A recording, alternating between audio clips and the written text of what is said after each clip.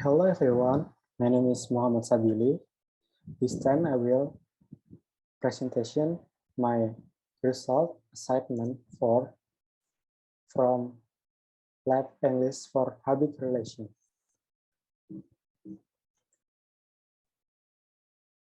Part 1.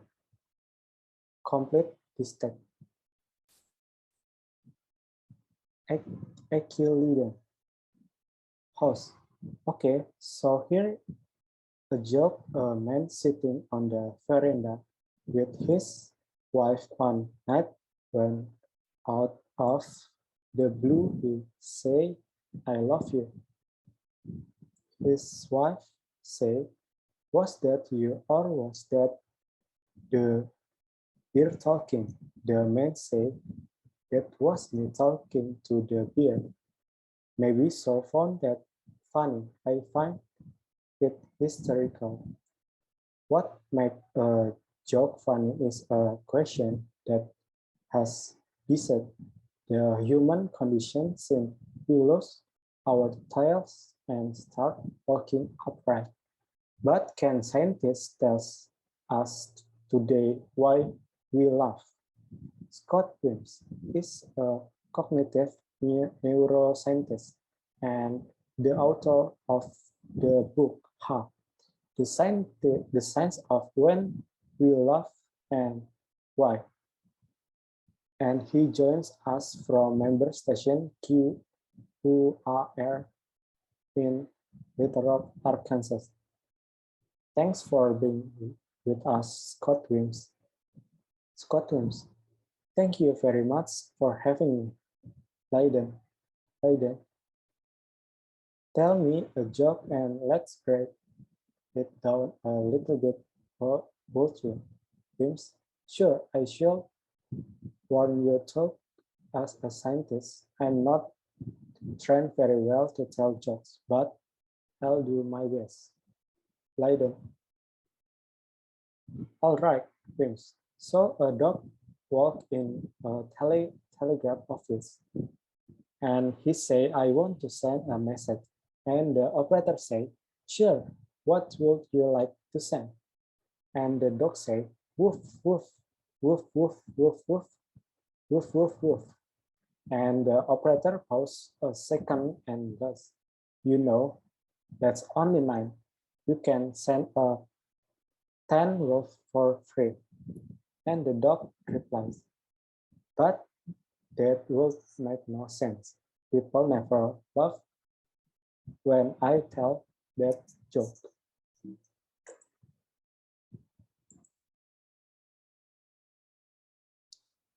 Leiden, I'm giggling here. Wilms, thank you. I would help again you if you didn't. Leiden. All right, I'm kind of getting my comedy writing sketch part here, but you're a neuroscientist. What's make it fun? Wilms, there is one part of the brain that's worth recognizing, and it's called the arterial cingulate. It's not surface. It's a little below, and it's what we consider our conflict detector. Leiden, Wilms, anytime we're confused or overwhelmed or just we have conflicting information, like in the form of a surprising punchline, this area gets very active. Leiden, why is conflict important is in a joke? Wilms, it's basically how we process things we don't understand. I mean, so much of our life is filled with conflict and not just joke. I mean, people laugh at funeral, people laugh at tragic event, and it's become has our time when we just don't know how else to respond. I mean, humor is much broader than just a stand-up routine. It's just how we look at this moment in life where things don't make sense. Later, so laughter is coping, bonding, blessing, anxiety, the sense of discovery, surprise, out tasting, all this thing.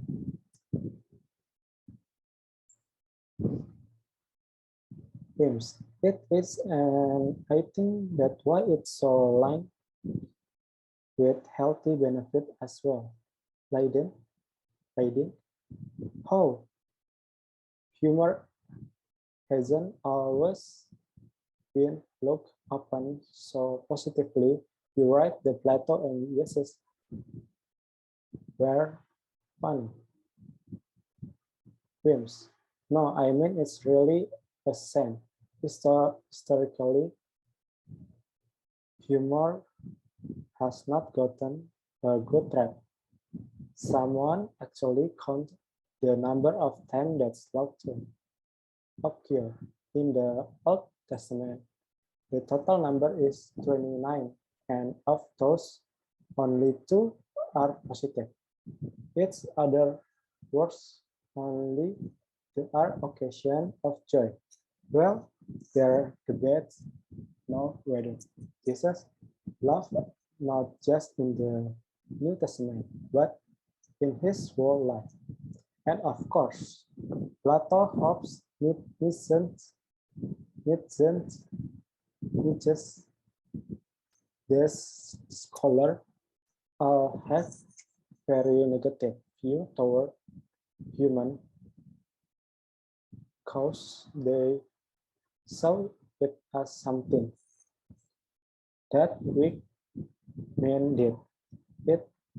It's not something that serious people do. Either. Do you think men and women tell jokes differently?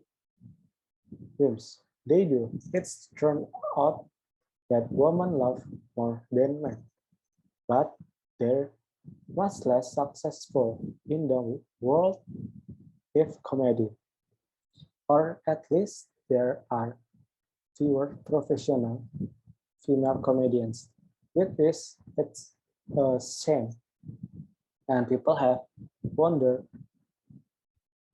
why is this? Because it's certainly not that women have less of sense of humor.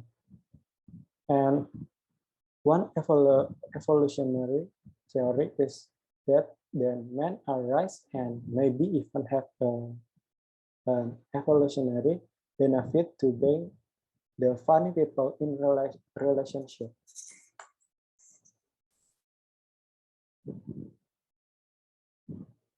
We men make women laugh because it's a sign of genetic fitness.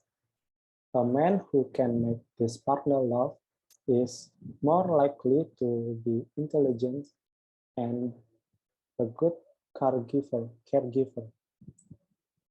And that's also why women consistently have sense of humor as number one desired trait in a man. For men, sometimes it's closer to number 3 after intelligence and good looks. So women maybe aren't given the benefit and the encouragement to be as funny as they could or should be by them. You want to leave us with one last joke, Wilms, or my okay. I have had bad success with this in the past, but I will give it a try. 2 fish are swimming in a tank, and one looks to the other and he says, "Do you know how to drive this thing?" Leiden Scotland is a cognitive neuroscientist and the author of the Science of When You Love and Why. He joined us from Little Rock, Arkansas. Thank you for joining us, James. Thank you very much for having me. soundbite of music like that. And you're listening and maybe logging, log, logging to weekend edition from NPR News.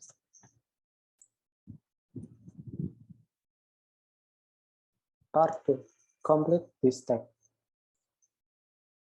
Doctor, daughter, that, father, what, oh, daughter, the movie is over. You slept through the best part, father. Ah, I must have dust off during the last few minutes, daughter.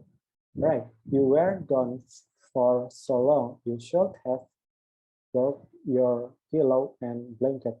So, what did you think about it, father? Well, overall, I am a little disappointed with the movie. I mean, the story was a little bizarre. You have to admit. I mean, really, how believable is a plot about a captain who navigates his spaceship to the far reaches of the galaxy and encounters a rest of frog people? I mean, come on, daughter. I thought it was fantastic too.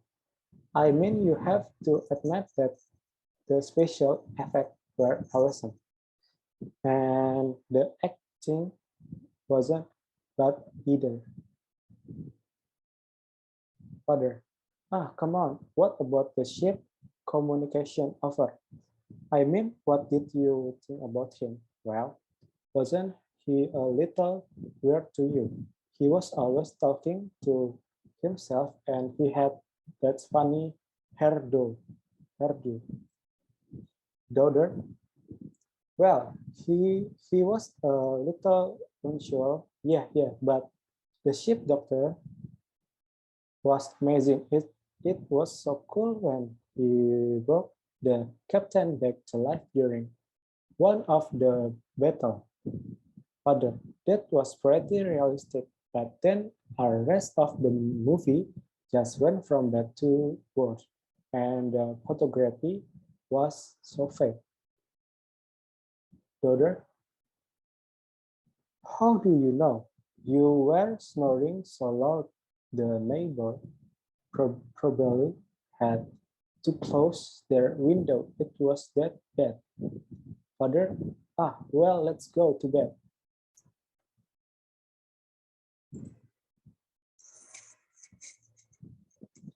Part 3. Complete this step. It was on a dreary night of November that I beheld the accomplishment of my toils with an with an anxiety that almost amounted to agony. I collected the instrument of life around me, that I might infuse a spark of being into the lifeless thing that lay at my feet. It was already 1 in the morning. The rain pattered with dismally against the panes, and my candle was nearly burned out when, by the glimmer of the half-extinguished light, I was the dull yellow eye of the creator opened. It break heart and the confused motion agitated with films. How can I describe my emotion at the catastrophe, or how delineate the wreck home with such infinite pain and care I had endeavored to form. His limbs were in proportion, and I have selected his features as beautiful, grateful. His yellow skin scarcely covered the work of muscle and arteries beneath. His hair was of a lustrous black and flowing, instead of a pearly whiteness, but this luxuriances only formed a more horrid contrast with his watery eyes that seems almost of the same color as the dune white socket in which they were set his threefold complexion and striped black lips. The different accidents of life are not so changeable as the feeling of human nature. I had worked hard to nearly 2 years for the sole purpose of infusing life into inanimate body. For this I had deprived myself of rest and health. I had desired it with an ardor that far exceeded moderation, but now that I had finished, the beauty of the dream vanished and breathless horror and disgust filled my heart.